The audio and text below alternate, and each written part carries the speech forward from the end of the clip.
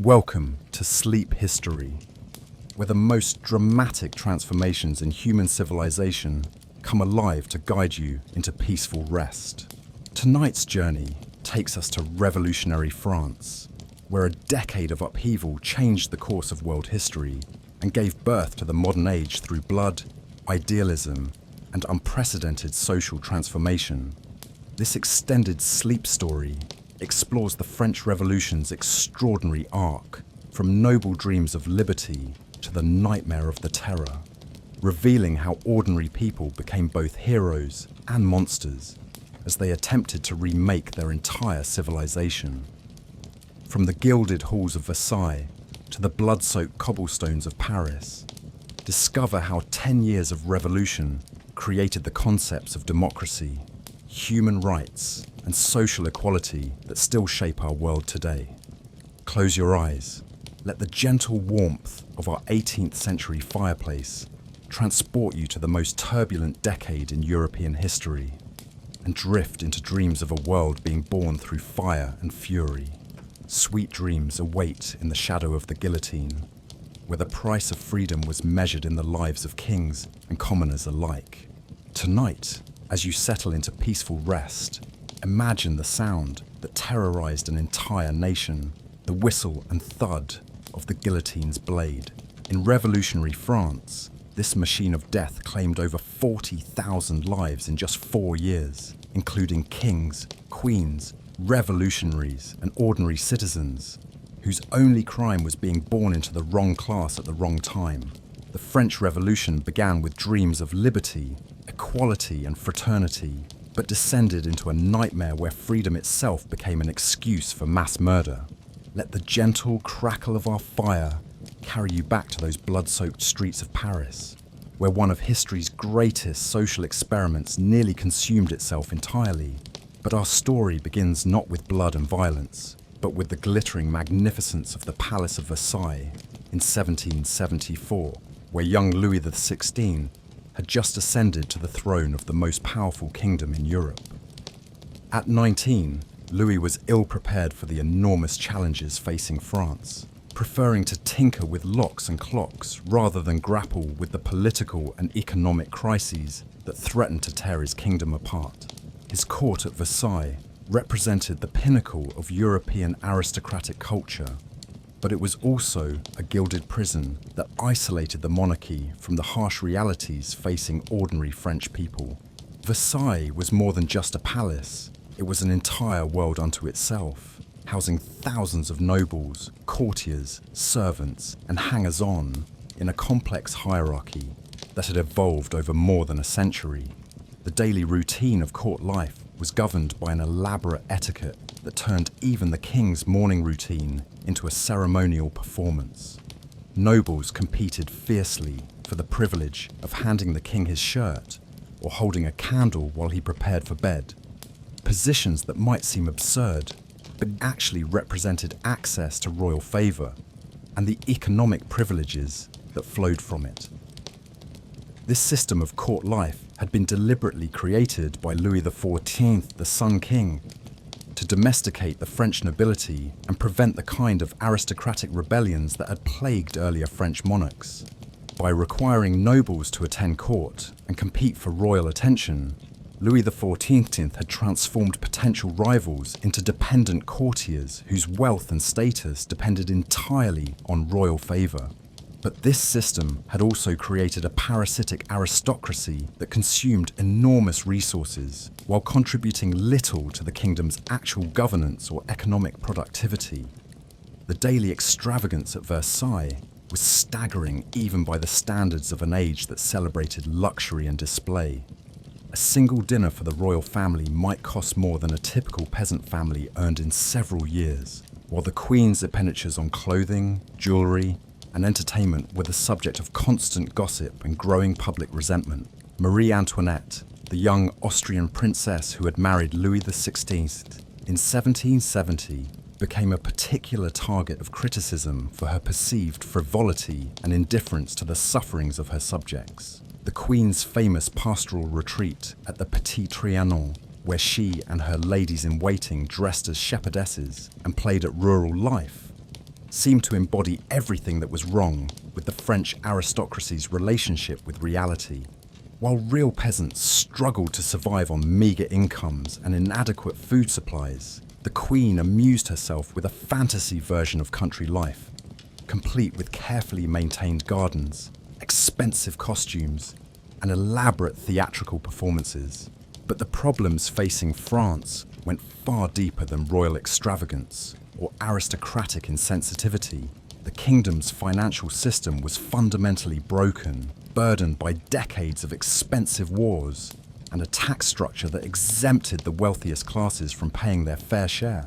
The 7 Years' War, 1756 to 1763, had cost France its North American colonies and left the royal treasury deeply in debt. While the subsequent decision to support the American colonies in their rebellion against Britain had added enormous additional costs without providing compensating benefits. By the 1780s, France was spending more than half of its annual revenue just paying interest on its accumulated debts, leaving insufficient funds for basic governmental functions or essential public works. The kingdom's infrastructure was deteriorating, its military was underfunded, and its administrative system was riddled with inefficiencies that made meaningful reform nearly impossible.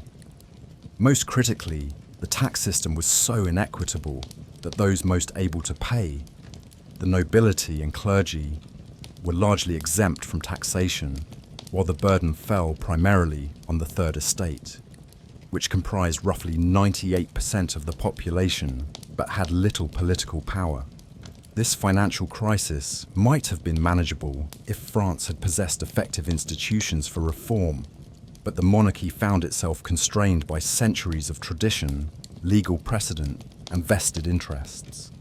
The Parlement, regional courts that had the power to register royal edicts, routinely blocked attempts at tax reform, while the privileged estates used their legal immunities to resist any measures that might reduce their advantages. The monarchy was trapped between the urgent need for reform and the political impossibility of implementing it through existing institutions. King Louis XVI, well-meaning but weak-willed, attempted to address these challenges by appointing a series of reform-minded finance ministers, including the brilliant economist Jacques Necker and the physiocrat Anne Robert Jacques Turgot. These men understood the depth of France's problems and proposed comprehensive solutions that might have saved the monarchy if they had been implemented. But their reforms consistently founded on the resistance of privileged interests and the king's own reluctance to force through changes that would have required him to confront the fundamental structures of French society. The most telling example of this dynamic was the fate of Turgot's attempted reforms in the 1770s. Turgot proposed eliminating internal trade barriers, abolishing forced labour obligations, the corvée, and introducing a uniform land tax that would apply to all social classes, including the nobility. These reforms would have modernised the French economy and created a more equitable tax system, but they were blocked by a coalition of nobles, parlements, and even some bourgeois interests who benefited from existing arrangements. The dismissal of Turgot in 1776 marked a crucial turning point in the pre-revolutionary period. It demonstrated that the monarchy lacked the political will or institutional capacity to reform itself, making violent revolution increasingly likely as the only means of achieving necessary changes. The king's inability to override privileged resistance to reform would ultimately cost him not just his throne, but his life, as more radical forces concluded that the entire system needed to be swept away rather than gradually modified. Meanwhile, the intellectual climate of 18th century France was being transformed by the ideas of the Enlightenment, which challenged traditional assumptions about monarchy, aristocracy, and social hierarchy. Philosophers like Voltaire, Rousseau, and Montesquieu were developing new theories of government based on reason, natural rights, and popular sovereignty that would provide the intellectual framework for revolutionary change. Their writings circulated widely among the educated classes, creating a community of readers who increasingly questioned the legitimacy of absolute monarchy and hereditary privilege. Voltaire's devastating critiques of religious intolerance and arbitrary government, Rousseau's vision of a social contract based on popular will, and Montesquieu's analysis of the separation of powers offered alternative models of political organisation that seemed both more rational and more just than the existing system. These ideas were reinforced by the example of the American Revolution, which had demonstrated that Enlightenment theories could be translated into practical political institutions. The success of the American colonies in their struggle against British rule had a profound impact on French public opinion, particularly among younger nobles who had served as volunteers in the Continental Army.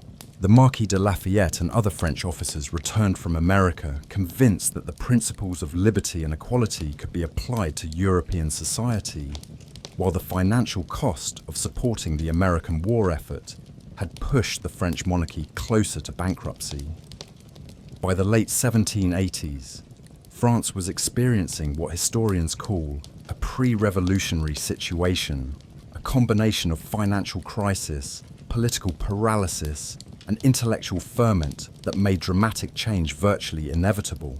The monarchy's credibility was being undermined by its manifest inability to solve basic problems, while alternative visions of political organisation were gaining currency among educated elites and even filtering down to popular consciousness through pamphlets, songs, and public discussions. The immediate trigger for revolution came in 1787 to 1788, when a series of poor harvests created widespread food shortages and sparked popular unrest throughout the kingdom. Bread prices soared while unemployment rose, creating desperate conditions for urban workers and rural peasants who were already struggling under heavy tax burdens. The contrast between aristocratic luxury and popular suffering became impossible to ignore, while the monarchy's response to the crisis seemed inadequate and disconnected from the reality of ordinary people's lives. The Assembly of Notables, convened by the king in 1787 to approve new taxes, exposed the depth of resistance to reform among the privileged classes.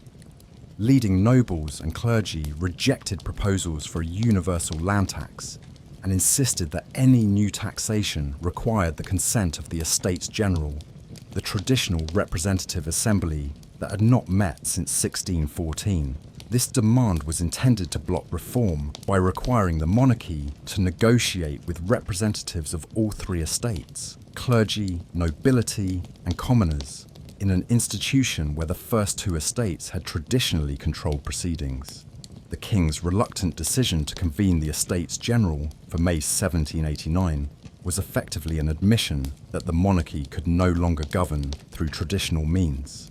The calling of this assembly unleashed a flood of political activity throughout France, as local communities elected representatives and drafted cahiers de doléances, lists of grievances, that revealed the depth of popular discontent with existing arrangements. These documents, preserved in local archives throughout France, provide extraordinary insight into the hopes, fears, and frustrations that would soon explode into revolutionary violence. The election campaigns for the Estates General saw unprecedented popular participation in political discussions as ordinary people who had never before had a voice in national affairs suddenly found themselves asked to choose representatives and articulate their concerns.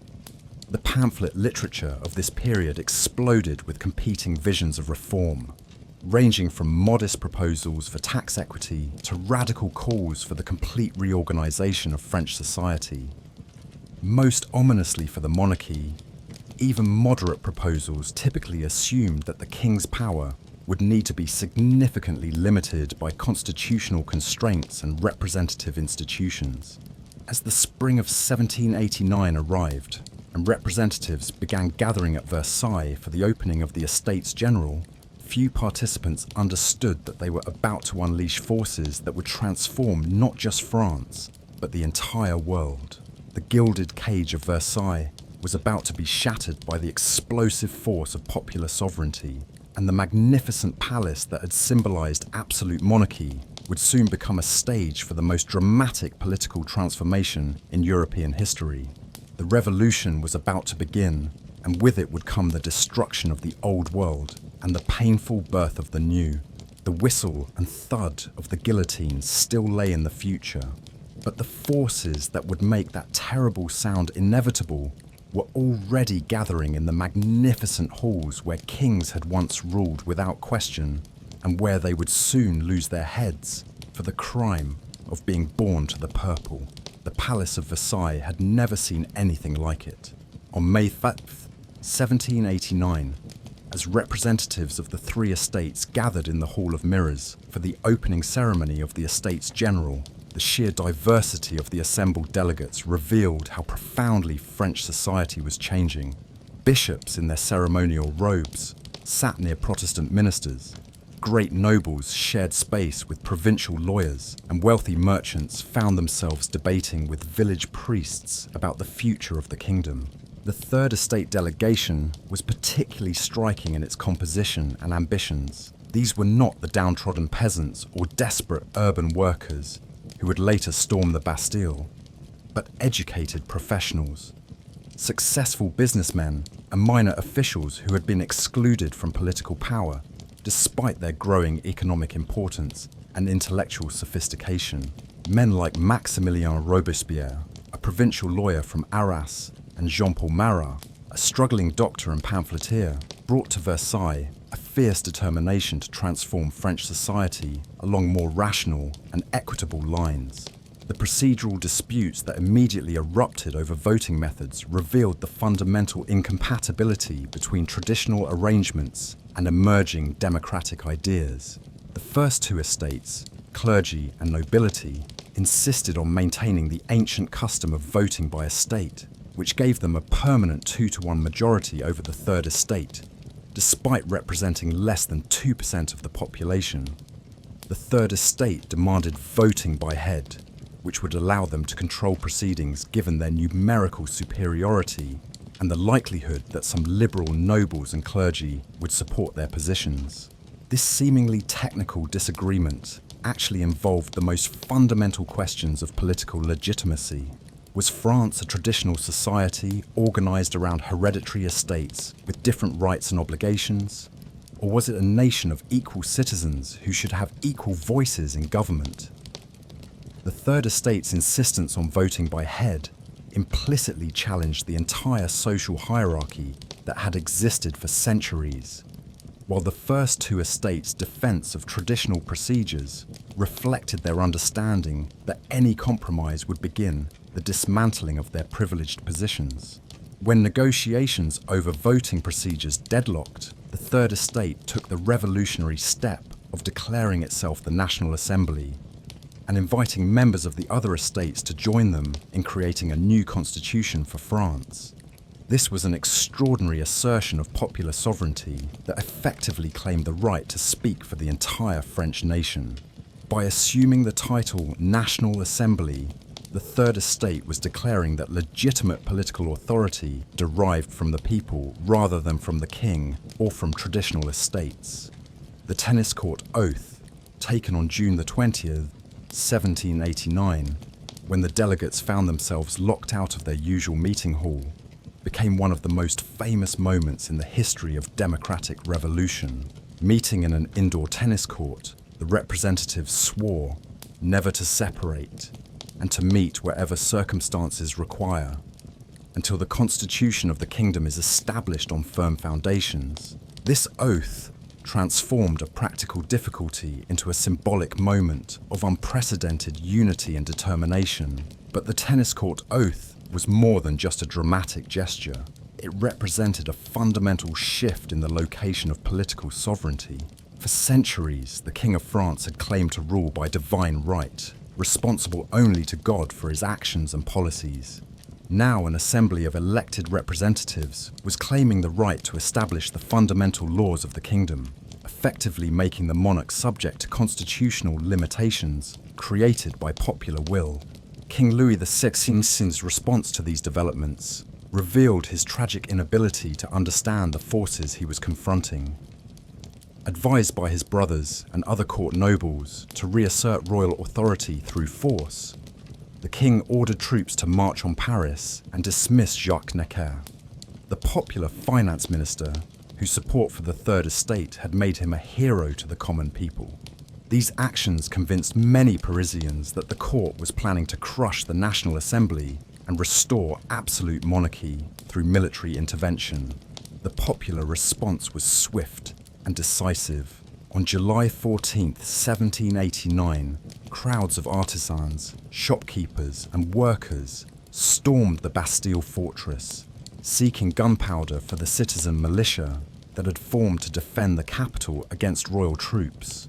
The fall of the Bastille became the enduring symbol of the French Revolution, representing the moment when ordinary people took direct action to defend their newly claimed rights against royal tyranny. But the storming of the Bastille was significant for more than its symbolic value. It demonstrated that the revolution had moved beyond the meeting halls of Versailles to encompass the streets of Paris, where tens of thousands of ordinary citizens were prepared to risk their lives for political change. The successful defense of the National Assembly against royal counterattack required popular mobilization on a scale that transformed the entire character of the revolutionary movement. The weeks following the fall of the Bastille saw the collapse of royal authority throughout France, as news of Parisian events triggered uprisings in provincial cities and rural areas. The great fear that swept through the countryside in late July was partly based on rumors of aristocratic conspiracy, but also reflected genuine popular determination to destroy the feudal system that had oppressed French peasants for centuries. Manor houses were burned, feudal records were destroyed, and noble privileges were repudiated as peasant communities claimed the right to reorganize rural society according to their own interests. The National Assembly's response to this rural uprising was the famous session of August 4th, 1789, when noble and clerical deputies competed with each other to renounce their traditional privileges in a remarkable display of revolutionary enthusiasm. The abolition of feudalism, the elimination of seigneurial rights, and the establishment of equality before the law were proclaimed in a single night of emotional debate that swept away legal distinctions that had existed for 1,000 years. Yet this abolition of feudalism was more complex than it initially appeared. While the Assembly eliminated the most degrading aspects of seigneurial authority, personal serfdom, judicial rights, and honorific privileges, it required peasants to compensate their former lords for the loss of economic rights, like hunting monopolies and mill obligations. This distinction between feudal rights that were simply abolished and property rights that required compensation would create ongoing tensions between peasant expectations and bourgeois legal concepts. The Declaration of the Rights of Man and Citizen, adopted on August 26, 1789, represented the ideological culmination of the revolution's first phase. This document, heavily influenced by the American Declaration of Independence and Enlightenment, political theory proclaimed that men are born and remain free and equal in rights, and that the purpose of government was to protect the natural rights of liberty, property, security, and resistance to oppression. The Declaration was intended to serve as the foundation for a new constitutional order based on reason and natural law rather than tradition and divine right. Its universal language, referring to the rights of man rather than the rights of Frenchmen, suggested that the principles being proclaimed applied to all human societies rather than just to France. This universalist ambition would make the French Revolution a model and inspiration for democratic movements throughout Europe and beyond. But the Declaration also contained internal tensions that would create problems for the revolutionary government. The emphasis on individual liberty conflicted with assertions of popular sovereignty that might justify majority tyranny over minority rights. The protection of property rights was difficult to reconcile with demands for economic equality that were already being voiced by radical Democrats. Most problematically, the Declaration's universal language sat uneasily with the continued exclusion of women, religious minorities, and colonial peoples from full political participation. The summer and fall of 1789 also saw the emergence of popular political organizations that would play crucial roles in radicalizing the revolution.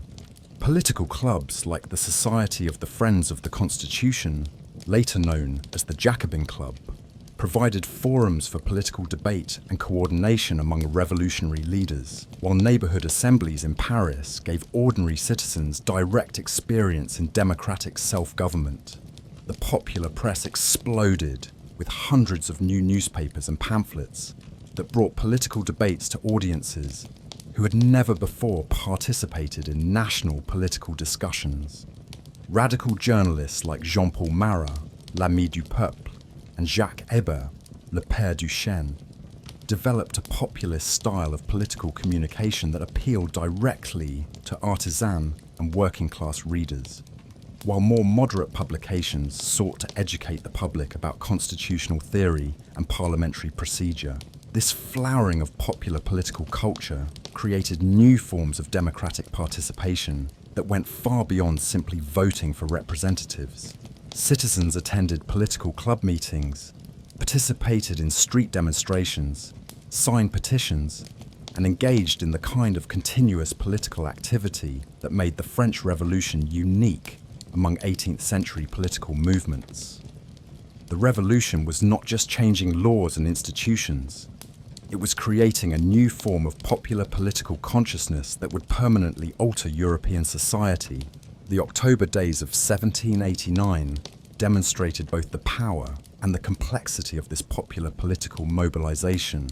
When rumors spread that the royal court was plotting counter-revolution and that Queen Marie Antoinette had insulted the national cockade, the tricolour symbol of the revolution, crowds of Parisian women marched to Versailles demanding bread and respect for the National Assembly.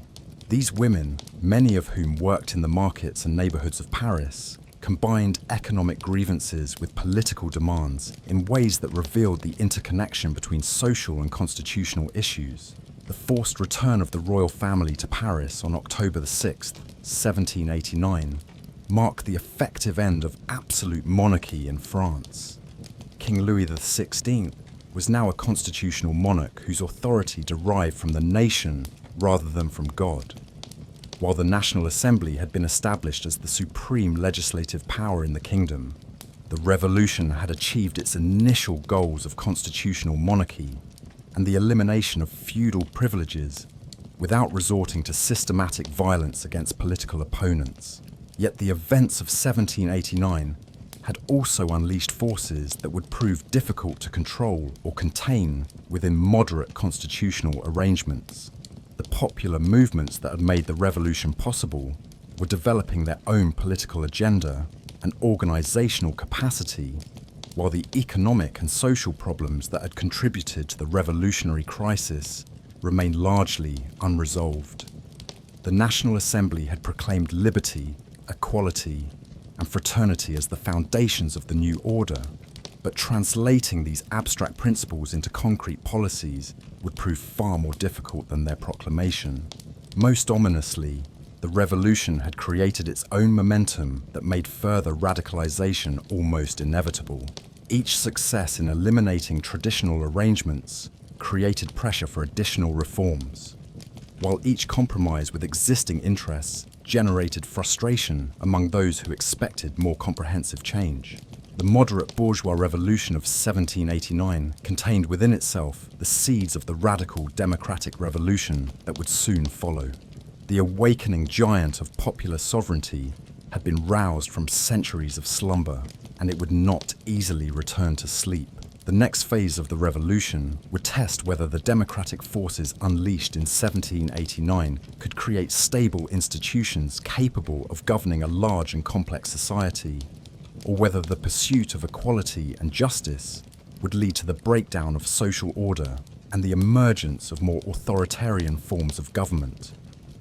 The National Assembly that emerged from the revolutionary upheavals of 1789 faced a task unprecedented in European history, creating an entirely new system of government for the largest and most populous kingdom on the continent.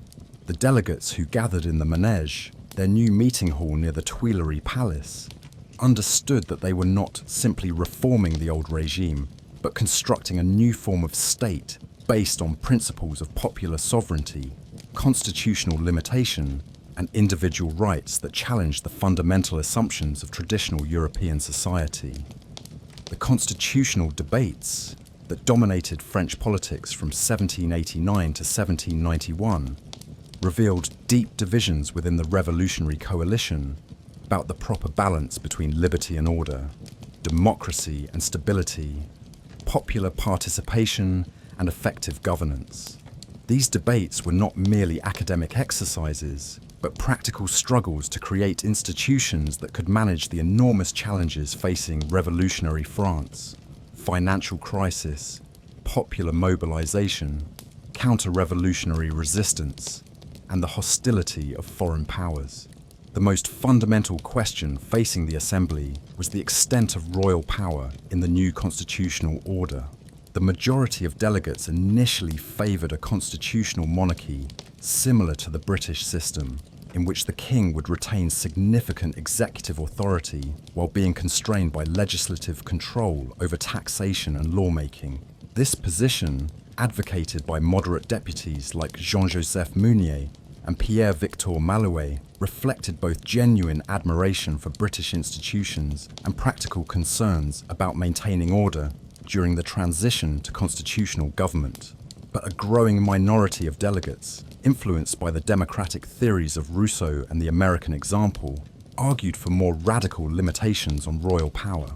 These patriots, led by figures like Maximilien Robespierre and Jérôme Pétion, contended that popular sovereignty was incompatible with hereditary monarchy, and that the king should be reduced to a ceremonial figurehead with no real political authority. This position gained strength as popular suspicion of the royal court increased, and as King Louis XVI's own actions seemed to confirm his opposition to revolutionary change. The king's relationship with the revolution was indeed problematic from the beginning. While Louis XVI had initially accepted the constitutional limitations imposed by the National Assembly, his private correspondence revealed deep reservations about the changes being implemented in his name. The Queen, Marie Antoinette, was even more hostile to the revolution and actively sought support from her brother, the Austrian Emperor, for military intervention to restore royal authority. The royal family's attempted flight to Varennes in June 1791 crystallized these tensions and permanently damaged the monarchy's credibility with the French people. The king's secret departure from Paris, his manifesto denouncing the constitutional arrangements he had supposedly accepted, and his capture near the Austrian border convinced many French citizens that constitutional monarchy was impossible because the monarch himself could not be trusted to respect constitutional limitations. The Varennes affair also exposed the central contradiction in the Assembly's constitutional project. The Constitution of 1791 was based on the fiction that the king was a willing partner in the new order who could be trusted to exercise executive power in accordance with popular will. But if the king was fundamentally opposed to the revolution, then granting him significant executive authority meant giving opponents of popular sovereignty the means to subvert the constitutional system from within. The Assembly's handling of the Varennes crisis revealed both the moderation and the weakness of the constitutional monarchist majority. Rather than deposing Louis XVI for his obvious betrayal of the revolutionary cause, the delegates chose to maintain the fiction that the king had been kidnapped by enemies of the revolution and bore no responsibility for his attempted escape. This obvious lie satisfied no one and convinced radical Democrats that the Assembly was more concerned with preserving property and social order than with defending popular sovereignty. The massacre of the Champ de Mars on July 17, 1791, marked a turning point in the revolution's internal dynamics. when radical Democrats organised a petition demanding the king's abdication. The National Guard, under the Marquis de Lafayette, fired on the demonstrators, killing dozens of Republican activists. This was the first time that revolutionary authorities had used deadly force against other revolutionaries, and it created a permanent split between moderate constitutionalists and radical Democrats that would shape all subsequent political developments. The new Legislative Assembly that was elected under the Constitution of 1791 inherited these unresolved tensions while facing even more serious challenges from foreign intervention and domestic counter-revolution. The European monarchies' growing hostility to the French Revolution, culminating in the declaration of Pillnitz by Austria and Prussia, convinced many French patriots that the revolution's survival required military action against its foreign enemies. The declaration of war against Austria in April 1792 was supported by a strange coalition of radical Republicans who believed that war would expose the treachery of the royal court, and moderate constitutionalists who hoped that military success would stabilize the revolutionary government. Only a small minority of deputies, including Robespierre, warned that war might lead to military dictatorship or the radicalization of popular politics in ways that would destroy constitutional government. The early military disasters that followed the declaration of war seemed to confirm the warnings of those who had opposed the conflict. French armies, undermined by the emigration of noble officers and the collapse of traditional military discipline, suffered humiliating defeats at the hands of Austrian and Prussian forces. Worse still, these military failures coincided with economic crisis and political polarization that brought the constitutional monarchy to the brink of collapse. The political crisis reached its climax in the summer of 1792, as popular sections in Paris organised to demand the king's deposition and the creation of a republic based on universal male suffrage. The insurrection of August 10th, 1792, saw armed citizens storm the Tuileries Palace and massacre the Swiss guards who defended it, while the royal family fled to the Legislative Assembly for protection. This popular uprising effectively ended the constitutional monarchy and opened the door to a more radical phase of the revolution, the September massacres of 1792, in which Parisian crowds killed over 1,000 prisoners whom they suspected of counter-revolutionary sympathies, revealed the extent to which popular violence had become divorced from institutional control. These killings, carried out without legal process or official authorization, demonstrated that the revolutionary government was losing its monopoly on legitimate violence, and that popular sovereignty was being interpreted to justify direct action by the people themselves. The fall of the monarchy also precipitated a new constitutional crisis, as the institutions created by the Constitution of 1791 had been designed around the assumption of royal participation in government. The convention that was elected in September 1792 faced the enormous task of creating republican institutions while managing foreign war, economic crisis, and internal political conflict that threatened to tear the country apart. The trial and execution of Louis XVI in January 1793 marked the definitive break with the old order and committed the revolution to a republican future. But it also raised fundamental questions about the relationship between popular will and legal procedure that would plague the revolutionary government throughout its existence. The king's execution was popular among radical Democrats, but deeply controversial among moderate Republicans who feared that it would provoke foreign intervention and domestic counter-revolution. More fundamentally, the regicide established a precedent for using revolutionary justice to eliminate political opponents that would soon be applied to other enemies of the people. If the king could be executed for treason against the nation, then other political leaders could presumably suffer the same fate if they were judged to have betrayed popular interests.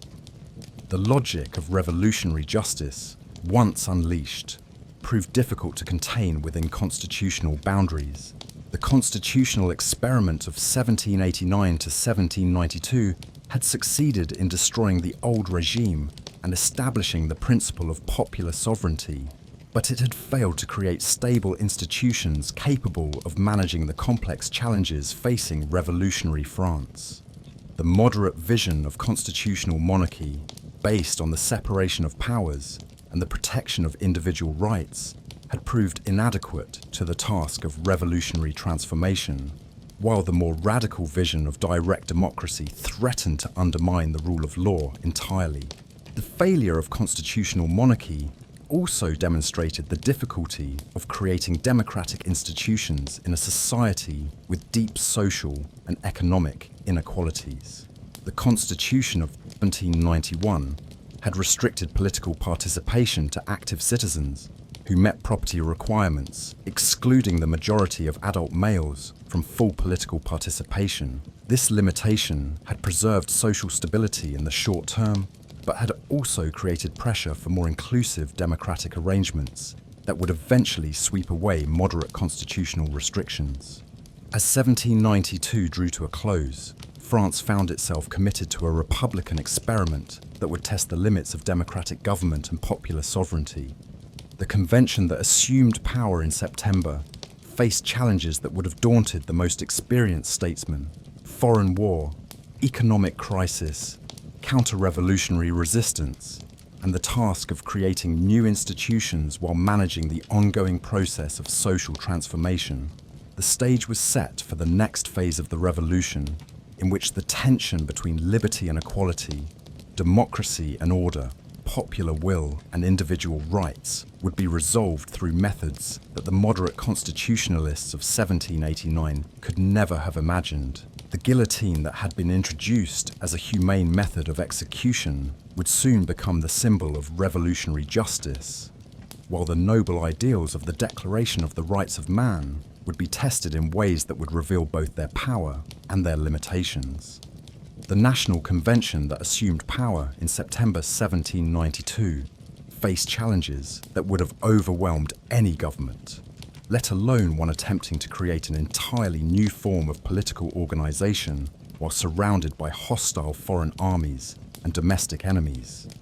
The delegates who gathered in the former royal palace of the Tuileries understood that they were not simply governing France, but conducting an experiment in popular democracy that would determine whether the principles of liberty, equality, and fraternity could serve as the foundation for a modern state. The convention's first act was to formally abolish the monarchy and proclaim the French Republic. But this symbolic gesture could not resolve the practical problems that threatened to destroy the revolution before it could consolidate its gains. The military situation was desperate, with Austrian and Prussian armies advancing toward Paris, while British naval power threatened French commerce and colonial possessions, was spreading throughout the west and south of France, often with the support of refractory clergy and émigré nobles who had fled the country but maintained networks of supporters. Most challenging of all, the convention faced the task of governing a society that was experiencing unprecedented social and economic transformation. The abolition of feudalism and the sale of church lands had created new patterns of property ownership, while the elimination of guilds and traditional commercial restrictions had unleashed market forces that disrupted established economic relationships. Urban workers faced unemployment and inflation, rural peasants struggled with debt and land hunger, while the bourgeoisie that had led the revolution found itself caught between popular demands for equality and their own commitment to property rights. The political dynamics within the convention reflected these broader social tensions. The Girondins, led by Jacques-Pierre Brissot, and drawn largely from provincial commercial centres, favoured moderate policies that would consolidate the gains of 1789 while preventing further radicalisation. They supported free trade, limited government intervention in the economy, and a federal system that would give provincial departments significant autonomy from Paris. Most importantly, they opposed the growing influence of Parisian popular movements that seemed to threaten property rights and social order. The Montagnards, named for their position on the highest benches of the convention hall, drew their support from Paris and other urban centres where popular radicalism was strongest. Led by Maximilien Robespierre, Georges Danton, and Jean-Paul Marat, they advocated more aggressive measures to defend the revolution against its enemies and to address the economic grievances of ordinary citizens. They supported price controls, forced loans from the wealthy, and the use of revolutionary tribunals to punish counter-revolutionaries and speculators. Between these two factions sat the plain or marche, a majority of delegates who were committed to the revolution but uncertain about how far it should go in challenging traditional social and economic arrangements. These men, mostly lawyers and other professionals from provincial France, would ultimately determine the convention's direction as they shifted their support between Girondins and Montagnards, depending on circumstances and their assessment of which faction offered the best hope for revolutionary survival. The trial of Louis XVI in late 1792 and early 1793 brought these factional differences into sharp focus while also raising fundamental questions about the nature of revolutionary justice. The Girondins, while supporting the king's conviction for treason, argued for clemency or delay in order to avoid provoking further foreign intervention. The Montagnards demanded immediate execution as necessary to demonstrate the revolution's commitment to republican principles and to prevent any possibility of monarchical restoration.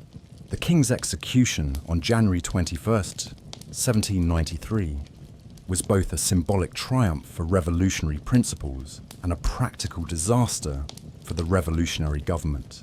While it eliminated the possibility of constitutional monarchy and committed France definitively to republicanism, it also unified European opposition to the revolution and provided a powerful propaganda tool for counter-revolutionary movements. The image of a Christian king being murdered by revolutionary fanatics would haunt the revolution's international reputation for decades to come. More immediately, the regicide intensified the factional struggle within the convention, as each group sought to claim credit for defending republican virtue while blaming their opponents for the crisis facing the revolution. The Girondins argued that Montagnard extremism was driving moderate supporters away from the revolution and making compromise with foreign enemies impossible. The Montagnards countered that Girondin moderation was encouraging counter-revolution by failing to take decisive action against the revolution's enemies. The military crisis that reached its peak in spring 1793 provided the context for resolving this political struggle. The formation of the First Coalition against France brought together virtually every major European power in opposition to the revolution, while domestic rebellions in the Vendée and other regions threatened to create a second front behind French lines. The convention responded by decreeing the levée en masse, the first example of total war in European history, which mobilized the entire population for military service and economic production. The levée en masse was both a practical response to military necessity and a revolutionary innovation that transformed the relationship between citizen and state. For the first time in European history, an entire nation was mobilized for war, not just through professional armies, but through the participation of every citizen in the defense of their homeland. Young men were conscripted for military service, married men manufactured weapons and transported supplies. Women made clothing and served in hospitals, while children scraped lint for bandages, and the elderly provided moral support through speeches and demonstrations. This total mobilization required unprecedented state intervention in economic and social life. The convention established the Committee of Public Safety as an emergency government with virtually unlimited powers to coordinate the war effort and suppress internal opposition. Led initially by Danton and later by Robespierre, the committee became the real center of revolutionary power, wielding authority that far exceeded anything claimed by the absolute monarchs of the old regime. The committee's approach to governing reflected the Montagnard belief that revolutionary virtue could overcome all obstacles if it was pursued with sufficient determination and purity. This concept of virtue, derived from classical republican theory and Rousseau's political philosophy, assumed that citizens would willingly sacrifice their private interests for the common good if they were properly educated and if corrupt influences were eliminated from society. The task of revolutionary government was therefore to create conditions that would allow virtue to flourish while ruthlessly suppressing vice and corruption. The practical implementation of this virtuous republic required measures that transformed every aspect of French life. The revolutionary calendar, introduced in October 1793, replaced Christian chronology with a rational system based on natural cycles and revolutionary events. The traditional 7-day week was replaced with a 10-day decade, while months were renamed to reflect seasonal changes rather than Roman gods and emperors. Year 1 of the Republic began with the fall of the monarchy, symbolically marking the birth of a new era in human history. The cult of reason, promoted by radical de-Christianizers like Jacques Hébert and Pierre Gaspard Chaumette, attempted to replace Catholic Christianity with a rational religion based on Enlightenment principles. Notre Dame Cathedral was renamed the Temple of Reason, while throughout France, churches were converted to civic temples, where citizens gathered to celebrate revolutionary virtues rather than traditional saints. The goddess Reason, often portrayed by young women in classical dress, replaced the Virgin Mary as an object of public veneration. Even more dramatic was the attempt to transform French economic life through the maximum, a comprehensive system of price controls that fixed the cost of basic commodities and wages throughout the Republic. This policy, demanded by popular movements in Paris and other cities, represented a direct challenge to market economics and private property rights that horrified moderate revolutionaries, but seemed essential for maintaining popular support during the crisis. The enforcement of these revolutionary policies required the systematic use of terror against those who resisted or undermined the new order. The Revolutionary Tribunal, established in March 1793, provided a legal framework for prosecuting enemies of the people, while the Committee of General Security coordinated surveillance and arrests throughout the Republic. The law of suspects, passed in September 1793, defined counter-revolutionary activity so broadly that virtually any criticism of government policy could be punished as treason.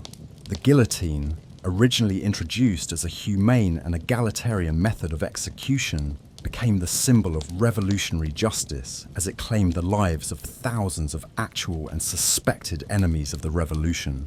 Queen Marie Antoinette was executed in October 1793, followed by leading Girondins like Brissot and Condorcet, who were accused of moderating and counter-revolutionary plotting. But the terror was not limited to prominent political figures. It also consumed ordinary citizens who were denounced by neighbours, colleagues, or personal enemies for real or imagined opposition to revolutionary policies. The most shocking aspect of the terror was its tendency to devour its own children, as revolutionary leaders who had once been heroes found themselves accused of the same crimes they had attributed to others. Hébert and his ultra-radical followers were executed in March 1794 for pushing de-Christianization too far and threatening the unity of the revolutionary coalition. Danton and his moderate allies followed them to the scaffold in April 1794, accused of corruption and seeking to end the terror prematurely. These executions revealed the fatal logic of revolutionary virtue, as interpreted by Robespierre and his supporters. Since the Republic's survival depended on maintaining the moral purity of its citizens, any deviation from correct revolutionary principles represented a mortal threat that had to be eliminated. But as the definition of virtue became increasingly narrow and demanding, even the most dedicated revolutionaries found themselves vulnerable to accusations of insufficient purity or hidden counter-revolutionary sympathies. Robespierre's Festival of the Supreme Being, held in Paris on June 8, 1794, represented the culmination of his attempt to create a rational religion that would unite all citizens around revolutionary principles. Unlike the cult of reason, which was explicitly atheistic, Robespierre's deism acknowledged the existence of a divine being while rejecting the superstitions and social hierarchy associated with traditional Christianity. The festival, with its elaborate staging and classical symbolism, was intended to demonstrate that republican virtue could inspire the same devotion that had once been reserved for kings and gods. But the festival of the Supreme Being also marked the beginning of Robespierre's downfall, as other revolutionary leaders began to fear that his growing influence and ideological rigidity threatened their own survival. The Great Terror of summer 1794, during which over 1,300 people were executed in Paris alone, convinced many convention delegates that Robespierre had become a dictator who would eventually destroy anyone who opposed his vision of revolutionary purity. The Thermidorian reaction that brought down Robespierre on July the 27th, 1794, 9 Thermidor in the revolutionary calendar, was motivated less by opposition to the terror's principles than by fear of becoming its next victims. The conspiracy that led to Robespierre's arrest and execution included many men who had actively participated in the terror, but who had concluded that their own survival required ending his dominance over the revolutionary government. Robespierre's execution, along with that of his closest allies, including Louis-Antoine de Saint-Just and Georges Couthon, marked the end of the Republic of Virtue and the beginning of a more pragmatic phase of revolutionary government. The Thermidorians who assumed power dismantled many of the institutions of the terror, while maintaining their commitment to republican government and revolutionary gains. The maximum was abolished, the revolutionary tribunal was reformed, and many political prisoners were released from jail. But the Thermidorian Republic also faced the challenge of governing a society that had been traumatized by years of revolutionary upheaval and counter-revolutionary violence. The economic problems that had contributed to the revolution's radicalization remained largely unresolved, while the social tensions between different classes and regions had been exacerbated rather than eliminated by revolutionary policies. Most importantly, the military situation remained precarious, with foreign armies still threatening French independence and domestic rebellions continuing in several regions. The failure of the Republic of Virtue to achieve its goals of creating a harmonious society based on reason and virtue did not discredit the revolutionary principles of liberty, equality, and fraternity, but it did reveal the difficulty of implementing these principles through democratic institutions. The terror had demonstrated that popular sovereignty could justify tyranny as easily as freedom, while the attempt to enforce virtue through government action had produced corruption and hypocrisy rather than moral regeneration. The convention that had proclaimed the Republic of Virtue in 1792 would eventually give way to the Directory in 1795, which would in turn be overthrown by Napoleon Bonaparte in 1799. But the revolutionary experiment of 1792 to 1794 had permanently changed both France and Europe by demonstrating that ordinary people could reshape their society according to rational principles, and that traditional institutions based on privilege and custom could be replaced by arrangements based on merit and popular consent. The guillotine that had claimed the lives of kings and commoners alike would soon fall silent, but the ideas that had justified its use, popular sovereignty, equality before the law, and the right of revolution against oppressive government, would continue to inspire democratic movements throughout the world.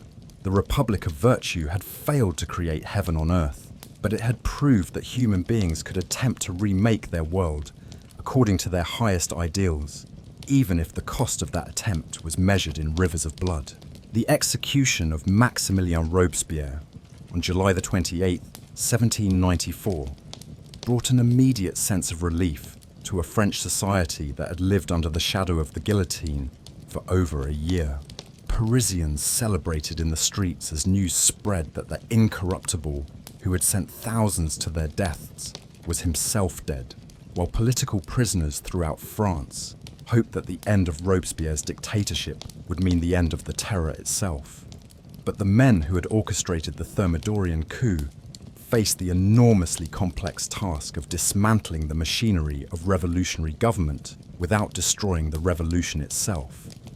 The Thermidorians, as the new leaders came to be known, were themselves products of the radical revolution who had participated in many of its most extreme measures. Paul Barras had been a terrorist in the provinces. Jean-Lambert Tallien had organised mass executions in Bordeaux, and Joseph Fouché had been among the most ruthless de-Christianizers during his mission to Lyon. Their opposition to Robespierre was motivated less by principled objection to the terror than by personal fear and political calculation, making their position inherently unstable and contradictory. The immediate challenge facing the new government was how to end the terror without appearing to repudiate the revolutionary principles that had justified it. The Thermidorians could not simply declare that the execution of thousands of innocent people had been a mistake without undermining the legitimacy of the revolutionary government and their own authority. Instead, they chose to blame the excesses of the terror on Robespierre's personal tyranny, while maintaining that the revolution itself remained just and necessary. This strategy required a delicate balancing act that would characterize Thermidorian politics throughout the Directory period. The new leaders needed to satisfy popular demands for an end to revolutionary violence while preventing a complete reaction that might restore the monarchy or the old regime. They had to dismantle the institutions of the terror while maintaining enough revolutionary authority to defend France against foreign enemies and domestic counter-revolution. Most challengingly, they needed to create stable institutions that could govern a society still deeply divided by class, religion, and political ideology. The White Terror that erupted in southern and eastern France during the summer and fall of 1794 demonstrated the difficulty of controlling the forces unleashed by the Thermidorian reaction. In cities like Lyon, Marseille, and Avignon, Royalist and Catholic militants attacked former terrorists and their supporters with the same brutality that had characterized the revolutionary terror. Former Jacobins were murdered in the streets, their families were persecuted, and anyone associated with the radical revolution found themselves targets of popular vengeance. These attacks revealed that French society remained fundamentally divided between those who supported the revolution and those who opposed it. The Thermidorians' hope that moderate policies would reconcile these competing factions proved naive, as both sides interpreted any compromise as betrayal of their fundamental interests. Royalists viewed the continued existence of the Republic as illegitimate regardless of its policies, while radical Republicans saw any retreat from revolutionary principles as surrender to counter-revolution. The economic crisis that had contributed to the revolution's radicalization also remained unresolved and was in many ways worsened by Thermidorian policies. The abolition of the maximum in December 1794 led to immediate inflation that devastated urban workers and fixed income groups, while the assignats, revolutionary paper money, lost most of their remaining value. Food shortages returned to Paris and other cities, leading to popular unrest that reminded observers of the conditions that had sparked the revolution in the first place. The uprising of Germinal Year 3, April 1795, saw Parisian workers and artisans storm the convention demanding bread and the Constitution of 1793, the radical democratic constitution that had been suspended during the terror. This popular movement represented the last gasp of the sans-culotte politics that had been so important during the radical phase of the revolution, but it also revealed the extent to which ordinary people felt betrayed by the Thermidorian retreat from revolutionary egalitarianism. The government's response to these popular movements showed how completely the revolution's democratic impulses had been abandoned by its bourgeois leaders. The military suppression of the Prairial uprising in May 1795 involved the deployment of regular troops against Parisian civilians, while the subsequent purge of radical deputies from the convention eliminated the last representatives of popular democracy. The revolution that had begun with the storming of the Bastille was now defending itself against the very people who had made it possible. The Constitution of Year 3, promulgated in August 1795, represented the Thermidorians' attempt to create a stable republican government that would avoid both popular democracy and monarchical restoration. The new constitution established a bicameral legislature and a 5-man executive directory, with voting rights restricted to men who met substantial property requirements. This system was designed to ensure that political power remained in the hands of the educated and propertied classes, while excluding both the aristocracy and the common people from effective participation. But the directory that assumed power in November 1795 faced challenges that no constitutional arrangement could solve. The war with the European coalition continued to drain French resources and manpower, while domestic rebellions in the west and south required constant military attention. The government's finances remained chaotic, with bankruptcy a constant threat and tax collection hampered by administrative chaos and popular resistance. Most fundamentally, the Directory suffered from a crisis of legitimacy that undermined all its policies and institutions. Neither royalists nor radical republicans accepted the new government as legitimate, while even moderate supporters remained skeptical about its ability to provide stable and effective governance. This lack of popular support made the Directory dependent on military force to maintain order, creating a vicious cycle in which increasing reliance on the army undermined civilian authority and prepared the way for military dictatorship. The coup of 18 Fructidor Year 5th, September 4th, 1797, exemplified this dynamic. When elections produced gains for royalist candidates who threatened to restore the monarchy, the Directory used military force to annul the results and purge royalist deputies from the legislature. This action may have saved the Republic from immediate counter-revolution, but it also demonstrated that the government was unwilling to accept adverse electoral results, fatally undermining the principle of popular sovereignty. Similar patterns characterized the Directory's response to radical threats. The Conspiracy of Equals, led by Gracchus Babeuf in 1796, represented an early form of socialist politics that demanded the complete abolition of private property and the establishment of economic equality. Although the conspiracy was easily suppressed and its leaders executed, it revealed the persistence of radical democratic ideas among workers and intellectuals who felt betrayed by the revolution's bourgeois turn. The Directory's foreign policy successes provided temporary legitimacy, but also created new problems that would ultimately destroy the regime.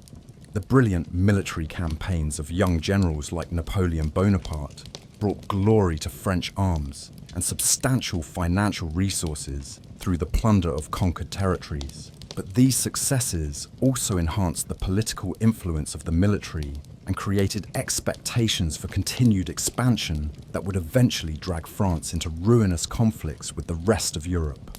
Napoleon's coup d'état of 18 Brumaire Year 8, November 9th, 1799, was facilitated by the Directory's own dependence on military support and its failure to create stable civilian institutions. The general who had defended the Republic against domestic and foreign enemies was invited by civilian politicians to save the revolution from its own contradictions, only to discover that their savior had his own agenda that involved the systematic destruction of republican government. The Thermidorian period thus represented both the completion and the betrayal of the French Revolution. The Revolutionary Wars had expanded French influence throughout Europe and spread revolutionary ideas far beyond France's borders, while the social and economic changes unleashed by the Revolution had permanently transformed French society.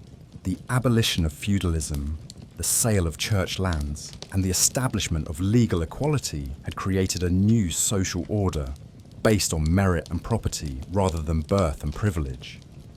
But the Directory had also abandoned the democratic aspirations that had made the revolution a truly popular movement. The exclusion of ordinary people from political participation, the suppression of radical organizations, and the increasing reliance on military force had transformed the revolution from a movement for popular sovereignty into a regime for the defense of bourgeois property rights. The sans-culottes who had stormed the Bastille and overthrown the monarchy found themselves excluded from the republic they had helped to create. The economic policies of the Thermidorian period similarly reflected the triumph of bourgeois interests over popular needs. The restoration of free market principles and the abandonment of price controls may have encouraged economic growth and satisfied middle-class demands for commercial freedom, but they also created conditions that made life difficult for urban workers and rural peasants. The revolution that had promised equality had produced a new form of inequality based on wealth rather than birth. Most tragically, the Thermidorian period demonstrated the difficulty of creating stable democratic institutions in a society deeply divided by class, ideology, and religion. The moderate Republicans who controlled the Directory were trapped between irreconcilable extremes. Royalists who rejected the revolution entirely, and radical Democrats who demanded its completion through social revolution. This polarization made compromise impossible and created conditions that favored authoritarian solutions to political problems. The Directory's failure to resolve these contradictions opened the door to Napoleon's dictatorship, which would preserve many of the revolution's social gains while destroying its political achievements. The emperor who crowned himself in Notre Dame Cathedral was both the heir of the revolution and its gravedigger, embodying the transformation of republican virtue into personal ambition and popular sovereignty into military despotism. Yet the Directory period also demonstrated the lasting impact of revolutionary ideas on European consciousness. The armies that carried French influence throughout the continent also spread the concepts of legal equality, religious tolerance, and constitutional government that would continue to inspire liberal and democratic movements long after Napoleon's defeat. The revolution had failed to create a stable democratic republic, but it had succeeded in destroying the old regime and establishing new standards of political legitimacy that would reshape European society for generations to come. As the 18th century drew to a close, France remained a republic in name, but was rapidly becoming a military dictatorship in fact. The guillotine still stood in the Place de la Révolution, but its blade had fallen silent as other forms of violence took center stage. The revolution that had begun with dreams of regenerating human nature had ended with the recognition that political change was easier to achieve than social transformation, and that the pursuit of virtue could become as corrupting as the vices it sought to replace. The Paris that Napoleon Bonaparte entered as first consul in November 1799 bore little resemblance to the city that had witnessed the fall of the Bastille just 10 years earlier. The revolutionary enthusiasm that had once filled the streets with political clubs, popular assemblies, and spontaneous demonstrations had given way to a weary pragmatism that valued order above ideology and stability above freedom. The citizens who had once gathered to sing the Marseillaise and debate the rights of man now sought primarily to rebuild their lives and fortunes after a decade of upheaval that had tested the limits of human endurance. Yet the scars of revolution were visible everywhere in the physical and social landscape of the capital. Entire neighborhoods bore the marks of revolutionary violence. Churches that had been converted to secular purposes, mansions that had been subdivided into tenements for the poor, public spaces that had been renamed to honor revolutionary heroes rather than saints and kings. The population itself had been transformed by the revolution's social mobility, as new elites based on talent and wealth had replaced the old aristocracy.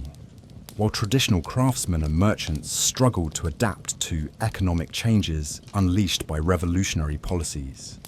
Napoleon's rise to power represented both the culmination and the betrayal of the revolutionary process. The young Corsican general embodied many of the revolution's ideals: merit over birth, reason over tradition, equality before the law regardless of social origin. His career was a testament to the revolution's promise that talent could triumph over privilege, as he had risen from minor nobility to command of armies and finally to supreme political power through abilities that would have been irrelevant under the old regime. But Napoleon's seizure of power also marked the end of the democratic experiment that had been the revolution's most radical innovation.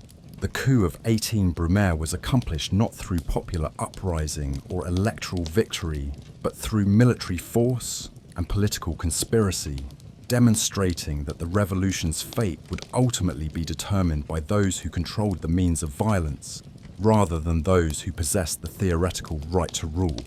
The general who had once served the Republic would now remake it in his own image. The process by which Napoleon transformed himself from revolutionary general to emperor revealed the extent to which revolutionary institutions had been hollowed out by years of instability and factional conflict. The Constitution of Years 8, promulgated after the coup, maintained the forms of republican government while concentrating real power in the hands of the first consul. Napoleon's title suggested equality with his fellow consuls, but his constitutional powers and personal authority made him effectively a dictator with only the thinnest veneer of republican legitimacy. The plebiscites that periodically ratified Napoleon's expanding authority demonstrated both the continuation and the corruption of revolutionary democracy. These popular votes allowed ordinary citizens to participate in legitimating political change, maintaining the revolutionary principle that governments derive their authority from popular consent. But the plebiscites were carefully orchestrated propaganda exercises that offered voters no real choice, and whose results were manipulated to provide overwhelming margins of approval for decisions that had already been made. The transformation of the French Revolution into the Napoleonic Empire was not simply the work of one man's ambition, but reflected deeper contradictions within the revolutionary project itself. The revolution had proclaimed the principles of liberty, equality, and fraternity as universal human rights. But it had also unleashed nationalist passions that made these principles compatible with conquest and domination of other peoples. The armies that spread revolutionary ideas throughout Europe also imposed French hegemony on societies that had not chosen to embrace revolutionary change. The continental system that Napoleon imposed on Europe in an attempt to defeat Britain economically exemplified this contradiction. The system was justified as a defense of revolutionary France against counter-revolutionary enemies, but it also required the subjugation of independent nations and the suppression of local interests in favor of French economic and strategic goals. The liberation that French armies initially brought to some European peoples gradually transformed into a new form of imperialism that differed from the old regime, primarily in its efficiency and ruthlessness. The Concordat of 1801, which restored official relations between France and the Catholic Church, revealed another dimension of the revolution's transformation under Napoleon. The agreement represented a pragmatic accommodation with one of the revolution's most important enemies, acknowledging that the attempt to replace Christianity with reason-based alternatives had failed to win popular support. But the Concordat also subordinated the church to state authority in ways that would have been impossible under the old regime, making religion a department of government rather than an independent source of moral and political authority. The Civil Code, promulgated in 1804 and subsequently known as the Code Napoleon, represented perhaps the most lasting achievement of the revolutionary period. This comprehensive legal framework abolished feudal privileges, established equality before the law, and protected property rights in ways that fulfilled many of the revolution's original promises. The code's influence extended far beyond France's borders, providing a model for legal systems throughout Europe and Latin America that embodied revolutionary principles while maintaining social order. But the civil code also revealed the limitations and contradictions of revolutionary equality. While it eliminated legal distinctions based on birth and established formal equality for all male citizens, it reinforced gender hierarchies that subordinated women to male authority in marriage, property ownership, and legal capacity. The revolution that had proclaimed universal human rights had created a legal system that defined those rights in distinctly masculine terms, excluding women from full participation in civil and political life. The establishment of the Legion of Honor in 1802 and Napoleon's coronation as emperor in 1804 marked the final transformation of revolutionary egalitarianism into a new form of hierarchy based on service to the state. These institutions maintained the revolutionary principle that social distinctions should reflect merit rather than birth. But they also created new forms of inequality that contradicted the democratic ideals of 1789. The emperor who had once been Citizen Bonaparte now ruled through a court that rivaled Versailles in its magnificence and ceremony. Napoleon's coronation in Notre Dame Cathedral on December 2nd, 1804, was carefully staged to demonstrate both continuity with revolutionary principles and the emergence of a new form of authority that transcended republican limitations. The ceremony took place in a church that had been desecrated during the radical phase of the revolution, symbolizing the reconciliation of revolutionary and traditional France under imperial authority. But Napoleon's famous gesture of crowning himself, rather than receiving the crown from the Pope, demonstrated that his authority derived from his own achievements rather than from divine sanction or popular election. The transformation of the French Revolution into the Napoleonic Empire thus represented both the fulfillment and the negation of the revolutionary project. Napoleon's regime preserved and extended many of the revolution's social achievements: the abolition of feudalism, the establishment of legal equality, the careers open to talent that allowed merit to triumph over privilege. The Code Civil, the Concordat, and the administrative reforms that Napoleon introduced created a modern state structure that served as a model for other European societies seeking to modernize their institutions. But the empire also destroyed the democratic aspirations that had been central to the revolutionary vision. The popular sovereignty proclaimed in 1789 gave way to imperial authority, while the rights of man were subordinated to the needs of the state. The revolution that had begun with the promise of self-government ended with the reality of enlightened despotism, albeit despotism exercised by a man whose career embodied revolutionary principles of social mobility and rational administration. The wars that consumed Europe from 1803 to 1815 spread revolutionary ideas throughout the continent, while also demonstrating the violent potential inherent in nationalist ideology. The Grande Armée that marched from Madrid to Moscow carried the Civil Code and the Declaration of the Rights of Man in its baggage trains. But it also brought conscription, taxation, and cultural imperialism that made French liberation indistinguishable from French conquest. The revolution that had promised to regenerate human nature had created a military machine that consumed the lives of millions in pursuit of an empire that ultimately proved unsustainable. The final irony of the revolutionary period was that Napoleon's defeat and exile led not to the restoration of democracy, but to the return of monarchy under the Bourbon dynasty that the revolution had overthrown. The Congress of Vienna in 1815 attempted to restore the European balance of power that had existed before 1789, while the Restoration in France sought to erase the revolutionary interlude and return to traditional forms of political and social organization. But the revolutionary genie could not be returned to its bottle. the ideas of popular sovereignty, constitutional government, and individual rights that had emerged from the revolutionary crucible continued to inspire liberal and democratic movements throughout the 19th century.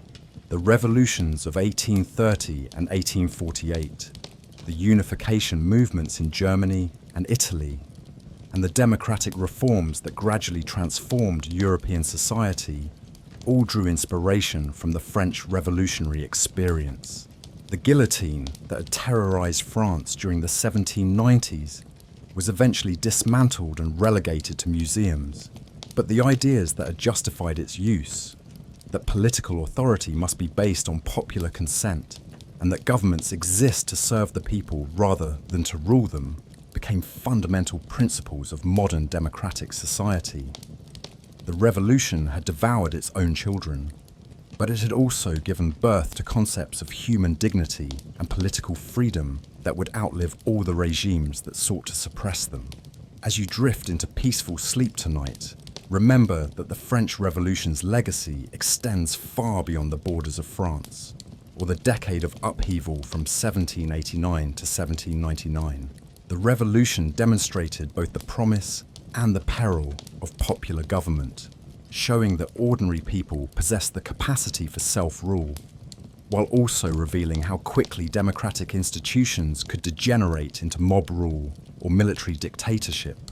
The ideals of liberty, equality, and fraternity remain as relevant today as they were to the revolutionaries who first proclaimed them, even as we continue to struggle with the practical challenges of translating these principles into stable and just institutions. The revolution that began with dreams of human perfectibility ended with recognition of human limitations, but it also established standards of political legitimacy and individual rights that continue to inspire those who seek to create a more just and democratic world. Let the gentle crackle of our fire carry you into dreams of a better future, one in which the lessons of the French Revolution, both its triumphs and its tragedies, help guide us toward forms of government that can protect human dignity while avoiding the excesses that turned the pursuit of virtue into an excuse for terror. Sweet dreams await in the knowledge that freedom, once awakened, can never truly be destroyed, even when it is temporarily suppressed by those who fear its power to transform the world.